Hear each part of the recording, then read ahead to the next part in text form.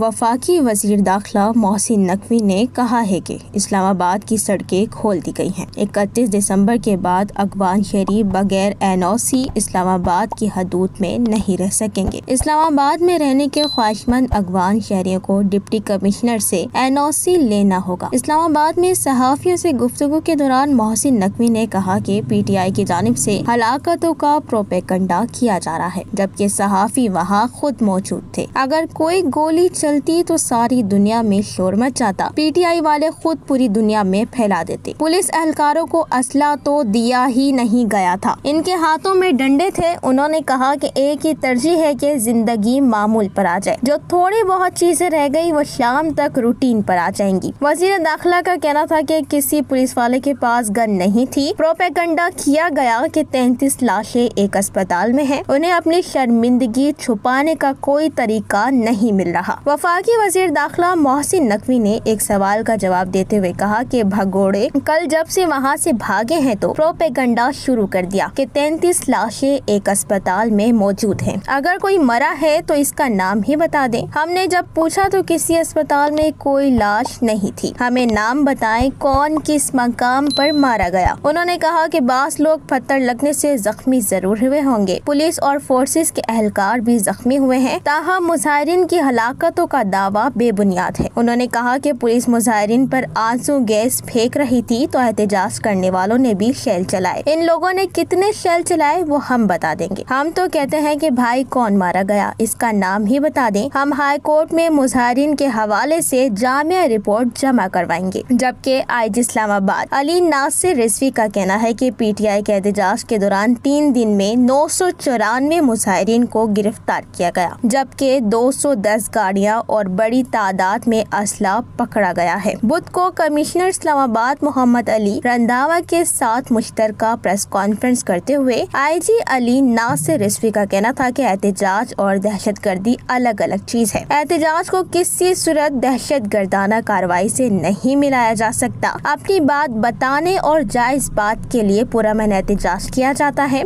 हर किस्म का दहशतगर्द काम, पुलिस रेंजर्स पर हमले और सरकारी निजी अमलाक को नुकसान पहुंचाना एहतजाज नहीं है। 25 लाख शहरियों को महसूर करना एहतजाज नहीं है। IG इस्लामाबाद का कहना था कि एहतजाज की आड़ में किसी किस्म की दहशतगर्द कार्रवाई बर्दाश्त नहीं की जाएगी। सबको एहतजाज का हक है। ये कैसा एहतजाज है जिसमें कानून नाफिज करने वालों पर सीधे फायर किए जाएं? ये कैसा एहतजाज है जिसमें पब्लिक की अमलाक को नुकसान पहुँचाया जाए? ये ऐसा एहतजाज है जिसमें AK-47 और दीगर हथियार इस्तेमाल किए जाएं। अगर यह एहतजाज है तो फिर इस तरह के एहतजाज नहीं होंगे। दूसरी जानिब मानसेरा में प्रेस कॉन्फ्रेंस करते हुए अली अमीन गंडापुर ने कहा है कि धरने की कॉल बानी इमरान खान ने दी और उन्होंने कहा कि धरना इस वक्त तक जारी रहेगा जब तक मैं कॉल ऑफ नहीं करूंगा। उन्होंने कहा कि हमारी पार्टी पाकिस्तान तहरीक-ए-इंसाफ और हमारे लीडर इमरान खान ने हमेशा कहा है कि हम एक पुरअमन पार्टी हैं और हम पाकिस्तान की वाहिद पार्टी हैं कि जिन्होंने हमेशा हमारी नौजवान नस्ल और हमारी आने वाली नस्ल के लिए मुल्क में कानून की बलादस्ती, अपने आइन के तहफ़्फ़ुज़, अपनी हकीकी आज़ादी, अपनी खुददारी और हकीकी जमहूरियत की बात है। उन्होंने कहा कि बदकिस्मती से हमारी पार्टी के साथ एक फस्तायत, एक जबर, एक जुल्म हुआ जिसमें हमारी चादर और चार दीवारी को पामाल किया गया। हम पर जाली मुकदमे दर्ज किए गए, हमारा मैंडेट चोरी किया गया। हमारा लीडर आज जेल में है। हमारे लीडर की बीवी को नाजायज तौर पर जेल में डाला गया। हमारे रहनुमाओं और कारकुनों और वोटर्स को तशद्दुद का निशाना बनाया गया और ये ऐसी तालमाना रिवायत डाली गई जो कि पाकिस्तान ही नहीं दुनिया की सियासी तारीख में इसकी मिसाल नहीं मिलती।